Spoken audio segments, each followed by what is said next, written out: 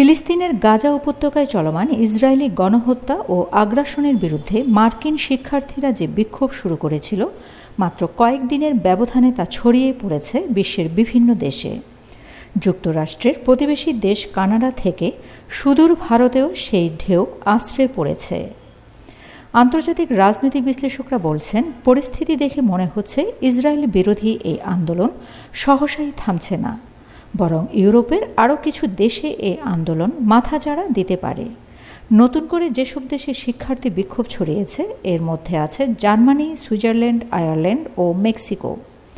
৩রা মে শুক্রবার অস্ট্রেলিয়ার সিডনি বিশ্ববিদ্যালয়ে তাঁবু স্থাপন করে অবস্থান নেন বেশ কিছু শিক্ষার্থী।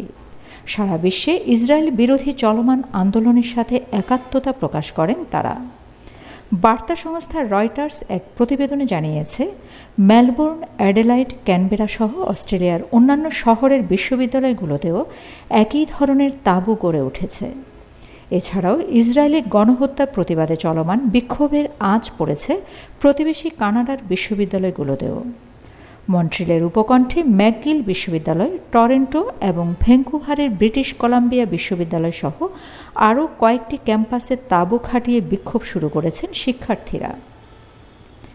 ফিলিস্তিনিদের প্রতি সংহতি জানিয়ে যুক্তরাজ্যের কিছু বিশ্ববিদ্যালয়ের শিক্ষার্থীরা আগেই বিক্ষোভ করেছিল, তবে দিনকে দিন বৃহৎ আকার নিচ্ছে এই আন্দোলন। ফ্রান্সের রাজধানী প্যারিসের সায়েন্সেস পো বিশ্ববিদ্যালয়ে চলছে বিক্ষোভ। সেখানে শিক্ষার্থীরা গাজায় গণহত্যা বন্ধ এবং ইসরায়েলি বিশ্ববিদ্যালয়গুলোকে বর্জনের আহ্বান জানিয়েছে।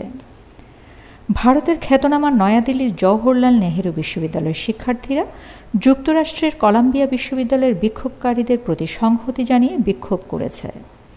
গত শুক্রবার জার্মানির বার্লিনের হামবোল্ট বিশ্ববিদ্যালয়ের বাহিরের বিক্ষোভকারীদের সরিয়ে দিতে পুলিশ হস্তক্ষেপ করে। পুলিশের পক্ষ থেকে বলা হয়, অন্য জায়গায় ক্যাম্প করতে বিক্ষোভকারীরা অস্বীকৃতি জানান। এরপরেই পুলিশ বেশ কিছু বিক্ষোভকারীকে জোর করে সরিয়ে দেয়। আয়ারল্যান্ডের ট্রিনিটি কলেজ ডাবলিনের শিক্ষার্থীরা শুক্রবার অবস্থান কর্মসূচি শুরু করেন। তারা তাদের এই প্রতিবাদী কর্মসূচিকে ফিলিস্তিনের সঙ্গে সংহতি হিসেবে বর্ণনা করেছেন। মেক্সিকোর বৃহত্তম বিশ্ববিদ্যালয় UNAM এর বেশ কিছু শিক্ষার্থী গত বৃহস্পতিবার দেশটির রাজধানীতে একটি ক্যাম্প স্থাপন করেন। তারা নানা স্লোগান দেন। এসব স্লোগানের মধ্যে ছিল, ফিলিস্তিন মুক্ত করো ও নদী থেকে সমুদ্র, ফিলিস্তিন হবে মুক্ত।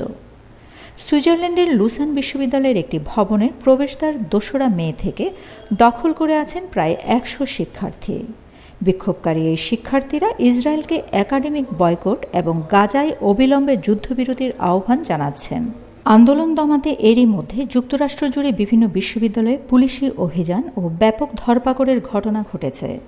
বিক্ষোভ শুরুর পর থেকে পুলিশ গ্রেপ্তার করেছে ২,০০০-এরও বেশি শিক্ষার্থী। তবে এত কিছুর পরও পিছু হটেনি আন্দোলনরত শিক্ষার্থীরা। উল্টো নতুন দাবি নিয়ে আবারও মাঠে নামছে তারা।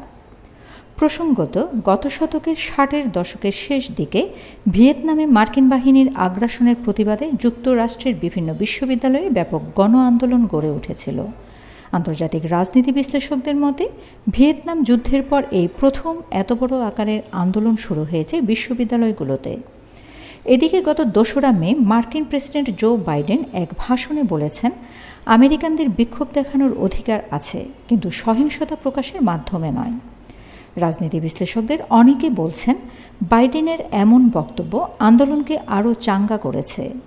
একই সমালোচনা সাবেক মার্কিন প্রেসিডেন্ট ডোনাল্ড ট্রাম্পেরও। তার মতে, বাইডেন সরকার এই আন্দোলন দমাতে ব্যর্থ হয়েছেন। আন্দোলনকারীদের কঠোর হস্তে দমন করার পরামর্শ দেন ট্রাম্প। চলতি বছর নভেম্বরে যুক্তরাষ্ট্রের প্রেসিডেন্ট নির্বাচন। সেই নির্বাচনে যুক্তরাষ্ট্রের সাবেক প্রেসিডেন্ট ডোনাল্ড ট্রাম্প যে ৮১ বছর বয়স্ক বাইডেনের প্রধান প্রতিদ্বন্দ্বী হচ্ছেন, তা এক প্রকার নিশ্চিত। বাইডেনের এই নিশ্চুপ অবস্থা নজর এড়ায়নি ট্রাম্পেরও।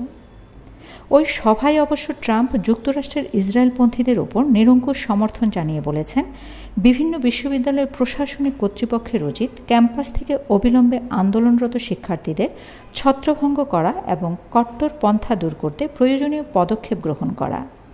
আন্দোলনকারী শিক্ষার্থীদের ক্ষিপ্ত, পাগল এবং হামাসের প্রতি সহানুভূতিশীল বলেও উল্লেখ করেছেন তিনি। যুক্তরাষ্ট্রের ভার্জিনিয়া কমনওয়েলথ বিশ্ববিদ্যালয়ের রাষ্ট্রবিজ্ঞান বিভাগের অধ্যাপক অ্যালেক্স কিনা। এই অধ্যাপক মনে করেন, আসন্ন প্রেসিডেন্ট নির্বাচনের প্রেক্ষাপটে বিশ্ববিদ্যালয়ের চলমান আন্দোলন বাইডেনের জন্য নতুন চ্যালেঞ্জ সৃষ্টি করেছে। শিক্ষার্থীদের বিক্ষোভ আন্দোলন বাইডেনকে বর্তমানে চ্যালেঞ্জিং একটি জায়গায় নিয়ে এসেছে, কারণ তরুণ প্রজন্মের এই আন্দোলনে সামিল হয়েছেন যুক্তরাষ্ট্রের মুসলিম এবং আরব আমেরিকানরাও। 2020 সালের যে নির্বাচনে জয়ী হয়ে জো বাইডেন প্রেসিডেন্ট হয়েছিলেন, সেই নির্বাচনে তার জয়ে এই তরুণ প্রজন্ম মার্কিন মুসলিম এবং আরব আমেরিকানদের বিশাল ভূমিকা ছিল। প্রসঙ্গত, গাজায় ইসরায়েলি হামলায় প্রায় 35,000 ফিলিস্তিনি নিহত হয়েছেন, যার মধ্যে 13,000 শিশু। Shamima Chowdhury Shammi, BNA news 24।